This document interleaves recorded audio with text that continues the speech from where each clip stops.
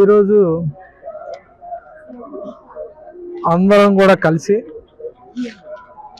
District superintendent of police గారు, అలానే JEO గారు, సివిఎస్ఓ గారు, అలానే పోలీస్ సిబ్బంది, విజిలెన్స్ సిబ్బంది, టీటీడీ ఆఫీసర్స్ అందరం కూడా కలిసి ఒక రకంగా సర్వే చేశాం. అంటే రాబోయే జనవరి 10 నుంచి జనవరి 19 దాకా ఏ రకంగా మనం వచ్చే క్రౌడ్ని, విఐపి మూమెంట్ని, అలానే డ్రాపింగ్ పాయింట్స్ని, పికప్ పాయింట్స్ని ఈ వైకుంఠ ఏకాదశి సందర్భంగా ఎలా ప్లాన్ చేయాలి, కంజెషన్ లేకుండా రోడ్డు మీద, అలానే భక్తులకి ఏ రకమైన ఇబ్బందులు లేకుండా అడ్మినిస్ట్రేటివ్గా ఏ రకంగా డెసిషన్స్ తీసుకోవాలి, ఎలా వర్కౌట్ చేయాలి, ట్రాఫిక్ స్ట్రాటజీ కానీ వీటి మీద పూర్తి స్థాయిలో ఫీల్డ్ విజిట్ చేసి అందరం కూడా ఉన్న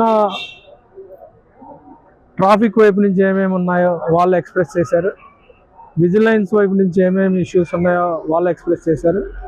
అదేవిధంగా టీటీడీ సిబ్బంది ఏ రకంగా వెరిఫికేషన్ రిలేటెడ్ ఏమైనా ఇష్యూస్ ఉంటాయి, వాటిని ఎలా రిజాల్వ్ చేయాలి అనేది కూడా అందరం కూడా కలిసి ఫీల్డ్ విజిట్లో చర్చించి రిజాల్వ్ చేయడం జరిగింది. ఈసారి చాలా పకడ్బందీగా, చాలా ఇంటెన్సివ్గా కటింగ్ ఎడ్జ్ లెవెల్కి వెళ్ళి ప్లాన్ చేసాము. దానివల్ల ఎక్కడా కూడా ఒక ఏరియాలో కంజెషన్ ఉండే అవకాశం ఎట్టి పరిస్థితుల్లో లేదు. అలానే పికప్ కానీ డ్రాపింగ్ కానీ వేరు టైమ్స్లో పర్ఫెక్ట్గా కూడా ప్లాన్ చేయటం జరిగింది. దీనివల్ల ఎక్కడ కూడా ఏ రకమైన ఇబ్బందులు ఉండవని అనుకుంటున్నాము. సో ఈ ప్లాన్ని మెటిక్యులస్గా ప్లాన్ చేసిన దాన్ని చాలా సీమ్లెస్గా ఎగ్జిక్యూట్ చేయటం జరుగుతుంది. అందుకు అనుగుణంగా సిబ్బందిని కూడా డిప్యూట్ చేయటం జరుగుతుంది. సో ఇది నెక్స్ట్ ఏమన్నా ఇష్యూస్ ఉన్నా కానీ, ప్రాసెస్ రిలేటెడ్ కొన్ని ఇష్యూస్ ఉన్నా కానీ ఈ రాబోయే 5-6 రోజుల్లో కూడా రిజాల్వ్ చేస్తాం. సో అన్నీ కూడా ఈసారి టికెట్ మీద, అంటే మీ అందరికి తెలుసు ఒక్కొక్క కేటగిరీ ఆఫ్ పిలిగ్రిమ్స్ విఐపీలకి ఒక్కొక్క రకమైన కలర్ తోటి టికెట్ ప్రింట్ చేయడం జరుగుతుంది. ఆ టికెట్ మీద పూర్తి స్థాయిలో అన్ని డీటెయిల్స్ ఇవ్వడం జరుగుతుంది. వాళ్ళు ఎక్కడికి వెళ్ళి వెహికల్ ఎక్కడ వాళ్ళ వెహికల్ ఎక్కడ పార్కింగ్ చేయడం జరుగుతుంది, ఎక్కడ పికప్ చేయడం జరుగుతుంది. ఈ క్రమంలో 1-2 ప్లేసుల్లో కొంచెం నడిచే అవకాశం ఉంటే అక్కడ మాత్రం పూర్తి స్థాయిలో వాళ్ళకి ఇబ్బంది లేకుండా బగ్గీలను కూడా దాదాపు 10 బగ్గీలను కూడా అరేంజ్ చేయడం జరుగుతుంది. సో దానితోటి ఎక్కడా కూడా క్లాష్ రాదు. ఒక సెక్షన్ అంటే ఒక రకమైన దర్శనం నుంచి ఇంకో దర్శనం వెళ్ళేటప్పుడు ప్రాపర్ టైం మెయింటైన్ చేయడం జరుగుతుంది. దానివలన ఎక్కడా కూడా లోపల కూడా దర్శనానికి కూడా ఒక్కొక్క కంపార్ట్మెంట్ ద్వారా ఎక్కడా కూడా గ్యాప్ లేకుండా ప్లాన్ చేయడం జరిగింది. దీనివల్ల ఆ రోజు పూర్తి స్థాయిలో ఫస్ట్, సెకండ్, థర్డ్ డే మేము ఆల్రెడీ మీకు చెప్పాము. శ్రీవాణి 10 డేస్కి ఇచ్చాం. అలానే ఎస్ఎస్టీ ఫస్ట్ 3 డేస్ ఇస్తాం. అదేవిధంగా ఎస్ఎస్డీలో ఏమన్నా ఆబ్సెంటిజం ఏమన్నా ఎక్కువ ఉంటే నెక్స్ట్ దాన్ని ప్లాన్ చేసి ఎక్కువ మంది సామాన్య భక్తులకు ఎక్కువ మంది దర్శనం కల్పించాలనే ఒక ఉద్దేశంతో మొత్తం ప్లానింగ్ చేయడం జరిగిందనమాట. అదేవిధంగా వచ్చే వివిఐపి భక్తులకు కూడా ఎక్కడ పార్కింగ్ ఇవ్వాలి, వాళ్ళని ఎక్కడ పికప్ చేసుకోవాలి, ఇంకొక వెహికల్ మూవ్మెంట్ తోటి క్లాష్ చేయకుండా విఐపి భక్తులకి ఎక్కడ చేయాలి, అలానే శ్రీవాణి భక్తులకి ఎక్కడ చేయాలి అనేది కూడా పూర్తి స్థాయిలో కులంకుశంగా చర్చించి ప్లాన్ చేయడం జరిగింది. దీనివల్ల మాకు ఎప్పుడు కూడా ఫస్ట్ టైం మేము చాలా ఇంటెన్సివ్గా వర్క్ చేసి ప్లాన్ చేయడం జరిగింది. దీంట్లో అందరూ కూడా భాగస్వాములు అయ్యారు. గుడ్ థింగ్ ఏంటంటే అందరూ కూడా ఫ్రీగా అంతకుముందున్న అనుభవాన్ని కూడా కొంతమంది చెప్పడం జరిగింది.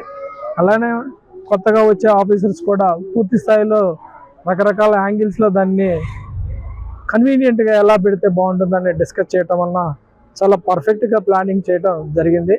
ఇది అందరికి కూడా అడ్మినిస్ట్రేషన్ కానీ, పోలీసు ట్రాఫిక్ వ్యవస్థకు కానీ, వచ్చే భక్తులకు కూడా కన్వీనియంట్గా ఉందని అనుకుంటున్నాము. సో ఇదందరికి కూడా మీ ద్వారా వచ్చే భక్తులందరికి కూడా తెలియజేస్తున్నాను. టైం స్లాట్స్ మెయింటైన్ చేయండి. మీ టికెట్ మీద ఇచ్చే టైం స్లాట్ ఉంటుంది, ఏ టైంకి మీరు రిపోర్ట్ చేయాలి అనేది రాసి ఉంటుంది.